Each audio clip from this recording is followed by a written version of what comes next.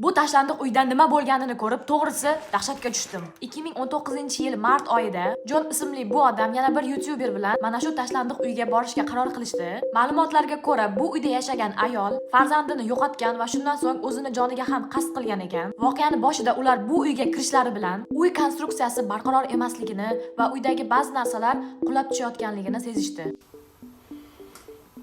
Hear it? Yeah.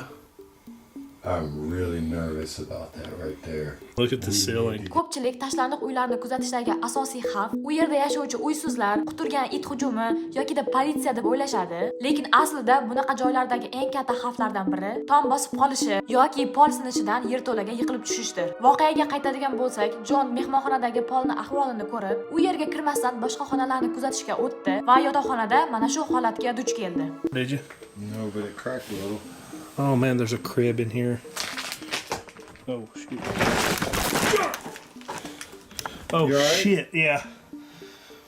Well, I just fell through the floor. Yaxshiyamki Jon tana vaznini ikkinchi oyog'iga o'tkazib bu teshikdan chiqib oldi. Bo'lmasam uning aytishiga ko'ra kamida 3 metrlik yerto'laga qulab ketgan bo'lardi. Ular tinchlanib olib uydan ehtiyotkorlik bilan chiqib ketishdi va vaqtinchalik kuzatuv ishlarini ham to'xtatishdi. Bu voqeadan keyin Jon juda ham qo'rqib ketgan bo'lsa-da, u tashlandiq joylarga borishni to'xtatgani yo'q-u, lekin aynan mana shu uyga qaytib kelmadi. Va bu hodisa tashlandiq joylarga borish qanchalik xavfliligini va tajribali tadqiqotchilar ham mana shunaqa kutilmagan tasodiflardan xoli emasligini yorqin isboti bo'ldi. Lekin bundan ham qiziqrog'i, siz nima deb o'ylaysiz? Jonni o'rnida bo'lganingizda o'sha teshikdan chiqib keta olarmidingiz? O'zingizning fikringizni kommentariyada yozib qoldiring va keyingi videolarda ko'rishguncha